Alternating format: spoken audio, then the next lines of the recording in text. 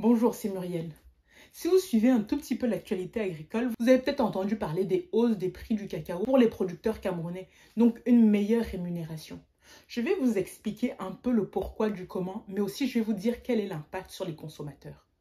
Très rapidement, commençons par examiner la situation actuelle du marché du cacao au Cameroun.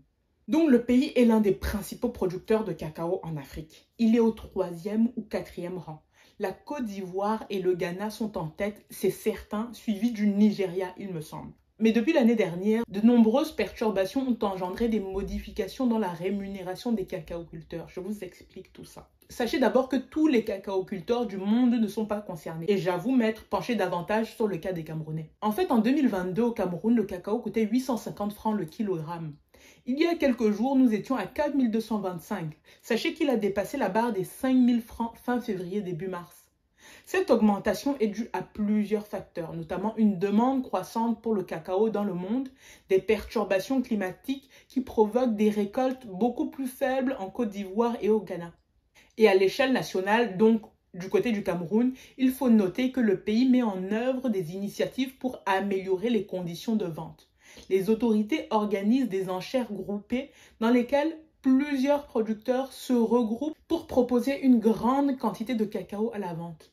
Ces ventes se déroulent généralement sous forme d'enchères où les acheteurs font des offres compétitives pour acquérir les fèves. Ce processus favorise la transparence et la concurrence entre les acheteurs et garantit aux producteurs des prix beaucoup plus compétitifs pour leurs produits. Le Cameroun souhaite également améliorer la qualité de son cacao. Pour cela, des primes sont octroyées pour la qualité et la certification et des mesures sont prises pour améliorer le processus de traitement post-récolte. Par exemple, le gouvernement a permis de réinstaurer des fours de séchage pour éviter le séchage artisanal au feu de bois qui donne un mauvais goût à la fève. Et donc, le cacao n'est pas exploitable pour les chocolatiers. Bref, il faut comprendre que tous ces efforts ont contribué à positionner le cacao camerounais comme un produit de haute qualité dans ce contexte de tumulte.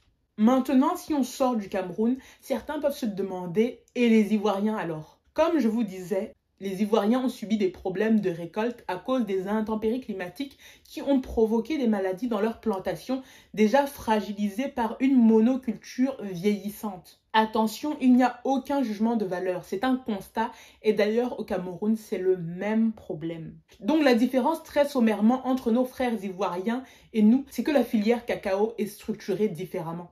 En Côte d'Ivoire, les prix sont régulés par le Conseil du café cacao et ajustés tous les 6 mois parce qu'ils souhaitent garantir un revenu minimum, alors que le Cameroun a adopté une approche beaucoup plus libérale. Cette approche permet aux producteurs camerounais de négocier directement leurs prix sur le marché intérieur, ce qui leur offre une plus grande flexibilité et un potentiel de profit accru. Maintenant, quel est l'impact sur le consommateur? Parce que forcément, il y aura un impact.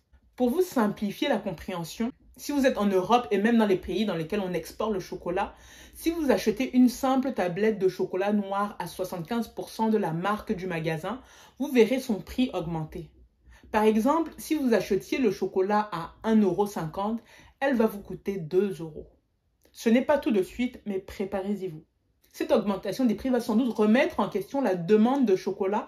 Certains consommateurs trouveront les tarifs beaucoup trop élevés et donc en achèteront moins. C'est logique. Surtout que le chocolat ne représente pas un bien essentiel pour la plupart des gens.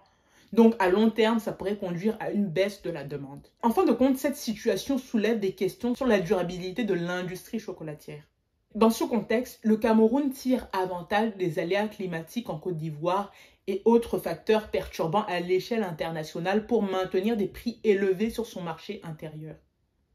Ce faisant, et en ma qualité d'ingénieur, je ne peux fermer les yeux sur le modèle de production actuel du cacao, en particulier la pratique de la monoculture qui fragilise les agrosystèmes et impacte les cours mondiaux d'une manière ou d'une autre. Les dérèglements climatiques doivent nous pousser à repenser nos méthodes de production en adoptant par exemple la polyculture en cacaoyère pour garantir la durabilité à long terme du secteur cacaoyer.